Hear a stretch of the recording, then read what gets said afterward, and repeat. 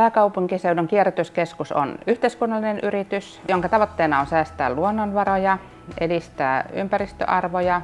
Meillä on tärkeä asia sosiaalinen työllistäminen.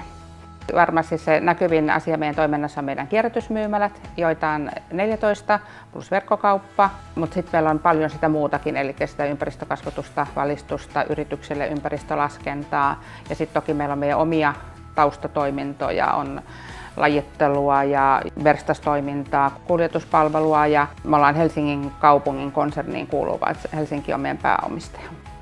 Pari esimerkkiä, että meillä on laajaa yhteistyötä. Tällä hetkellä on käynnissä oikeustradenomi opiskelijoiden kanssa hanke liittyy vapaaehtoistoimintaan ja niihin oikeudellisiin reunaehtoihin siinä toiminnassa. Meillä oli tässä vuoden ajan Hertta-hanke, missä kehitettiin meidän henkilöstöpalveluiden työyhteisöä ja sitten työhyvinvointimuotoilun keinoin myös meidän palveluita esihenkilöille. No, meillä oli tarve kehittää meidän henkilöstöhallinnon prosesseja ja Laurean kanssa yhteistyössä alettiin pohtimaan sitä ja Laurea toteutti semmoisen kyselyn meidän esihenkilöille, jossa nousi 2 tärkeintä kehittämiskohdetta eli rekrytointi ja perehdytys. Ja tämä perehdytys koki sitten suuren muodonmuutoksen.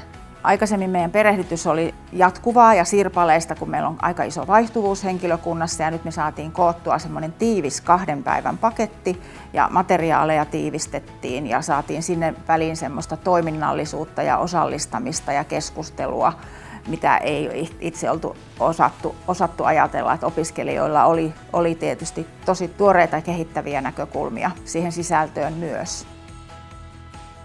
Second hand is first hand.